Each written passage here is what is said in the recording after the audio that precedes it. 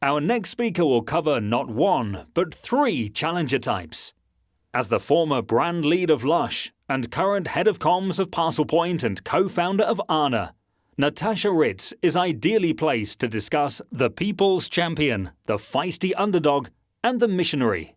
She will also look at what makes her particularly suited for challenger brands. Natasha, the stage is yours.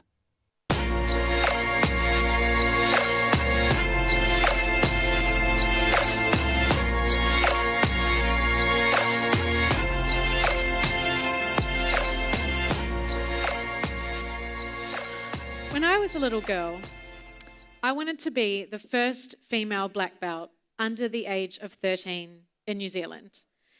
It's fair to say that having a challenger mindset, challenging social norms, challenging people's expectations, challenging my parents, has always been in my DNA. So working for, running, and now owning my very own challenger brand has been a really interesting journey for me. And it got me thinking and asking questions around purpose. What is my purpose? And I'd like to ask you all, what is your purpose? My purpose is to create a world where people feel heard, or where people feel like they belong, where I belong.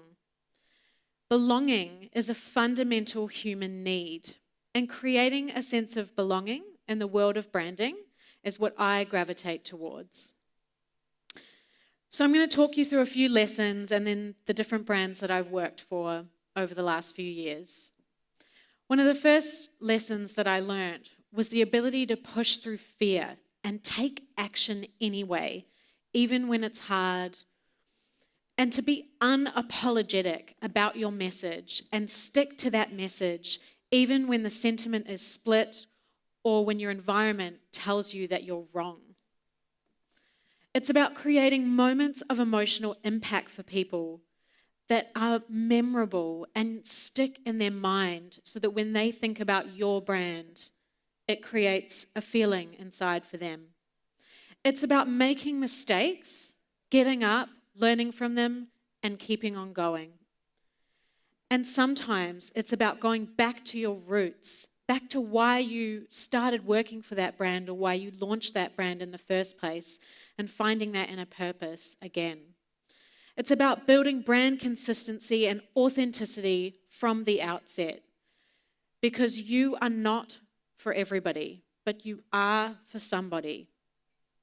So I'm going to share with you a journey that I went on with LUSH, the people's champion. I worked for LUSH for about 5 years. LUSH was founded by a group of animal and environmental activists who didn't want to leave their ethics at home when they came to work each day. LUSH is founded on 3 key principles of animal welfare, human rights, and environmental sustainability. And so when we create campaigns for LUSH or we create content, it is all based on these founding pillars. LUSH is a very unique business in that it's a handmade cosmetics business with 930 stores globally, with 15,000 staff in 51 countries. I was lucky enough to work on so many campaigns, probably over 100 with LUSH.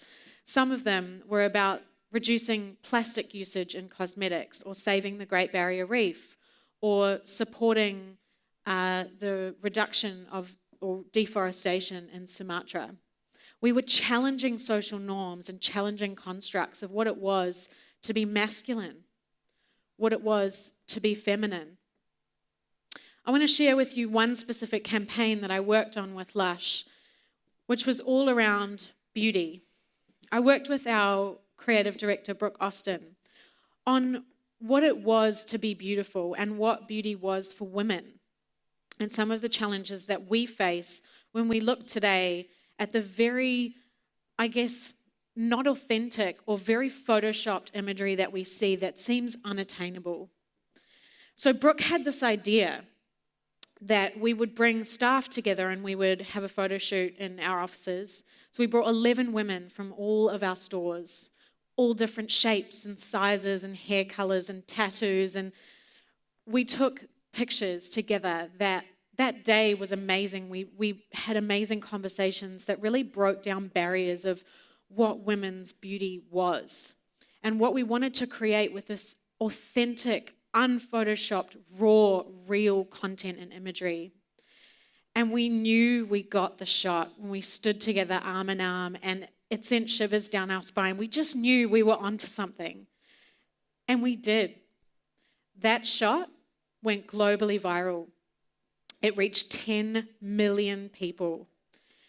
And it was so interesting because we were talking about beauty in a really different way. We were putting LUSH in a new landscape, and we were changing the narrative of what it was to talk about beauty and what it was to feel like a real, authentic woman. And the sentiment was really split. It was about 50-50. Some people loved the campaign and they thought it was really representative of who they were, and others really didn't like it. But we stuck to our guns.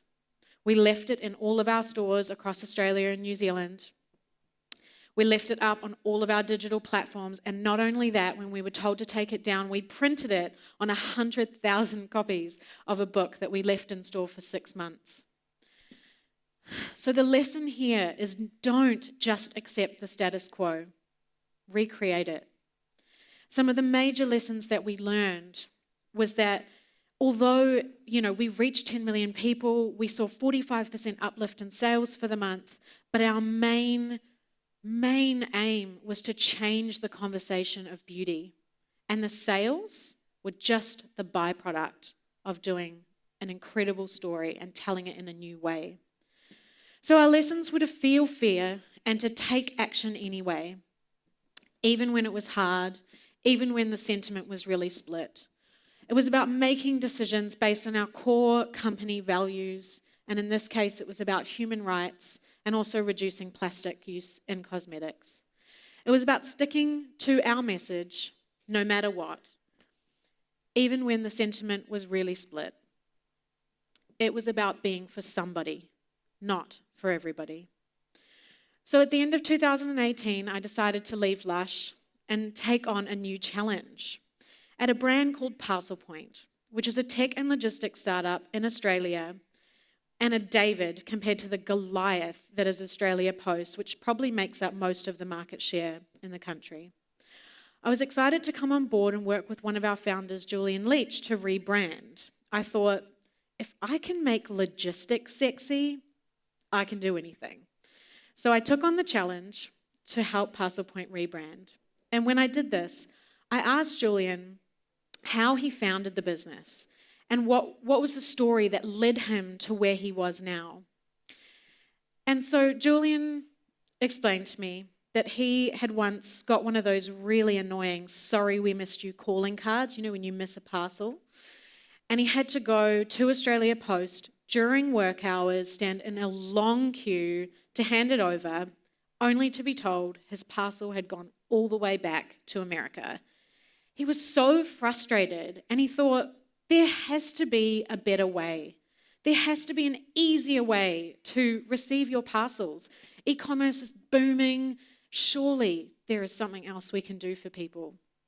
And so he did what any challenger would do, and he hijacked the Australia Post "sorry we missed you" calling card and printed out his own version. He stood outside that exact post office and he handed them out to all the keen shoppers who were probably very frustrated leaving Australia Post, saying there was a new way and that he was going to be the parcel champion in Bondi in the local neighbourhood, and he would take people's parcels.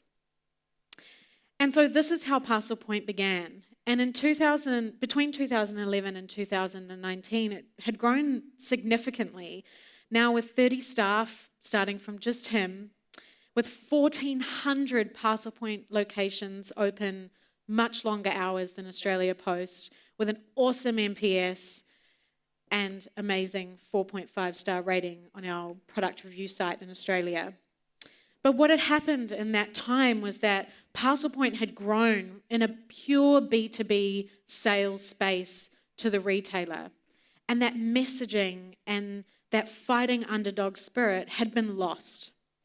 And so I was excited about the opportunity to rebrand. But when I came on board, some rebranding work had already been done with an agency. But I felt it wasn't quite right. We hadn't asked the questions that went deep enough into the brand. We hadn't asked, why do we exist? Who are we for? Why are we here? And so I had to have that difficult conversation with Julian, and we decided to start again. And I'm so glad we did. We worked with another agency called The Good Empire, which is created to help businesses with a purpose. And this is where we landed. So we now have a really strong and powerful vision about connecting communities and using our Parcelpoint hubs as that local community connection to pick up and drop off your parcels. It's a stronger vision with real longevity. And the awesome thing about having created this is around longevity and timelessness and how we build this brand into the future. And how we re-engage with the consumer and not just have that B2B focus. Having something that we stand for that creates connection with people for a long period of time. We work with amazing brands. We work with Adidas, eBay, Amazon, and we support at the moment over 1.3 million people to collect their parcels in our local Parcelpoint community. So it's been a really interesting journey to rebrand and think about longevity and timelessness of messaging and where we might be in 10 years from now. And that's why we created Parcelpoint's rebrand in this way.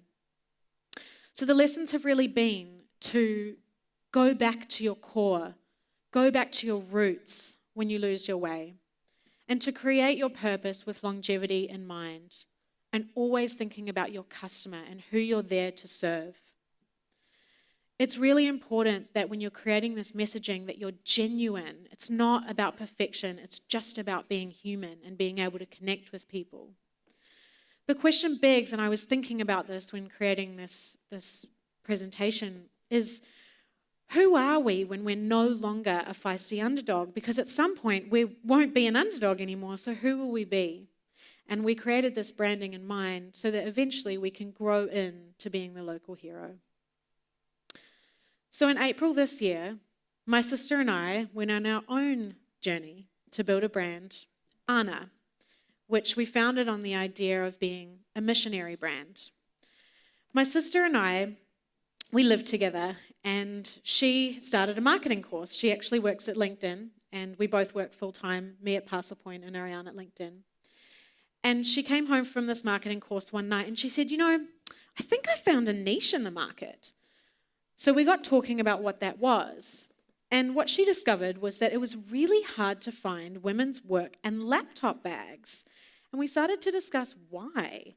And we think maybe it's because women haven't been in the workforce for very long.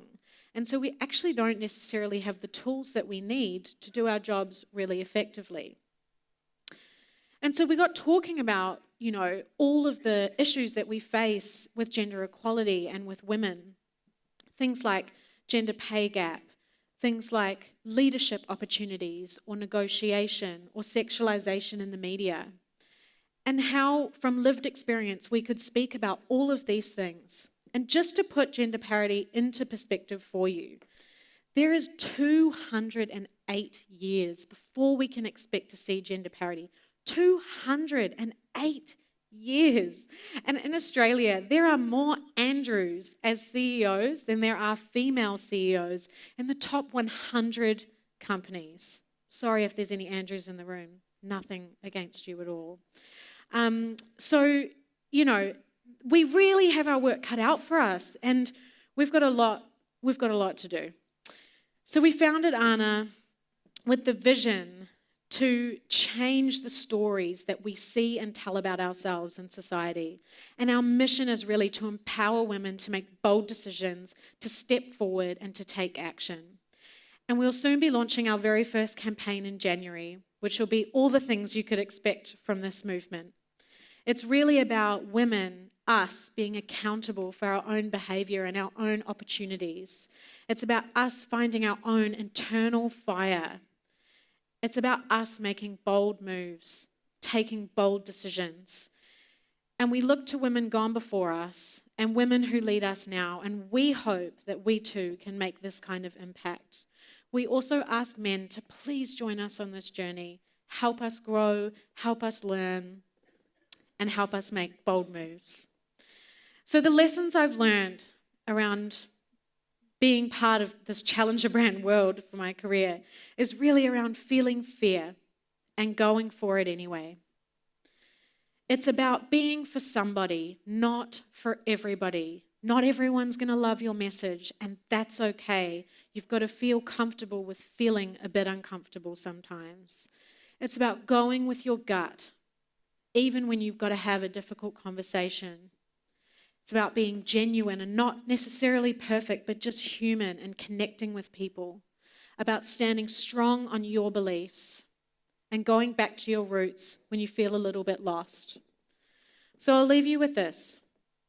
Launch with passion every single day. Launch with a challenger mindset. You can be a large retailer with 15,000 staff, a small logistics startup with just 30 staff, or a small fashion retailer. It's your mindset that will change the game. So don't just accept the status quo. Recreate it. Thank you.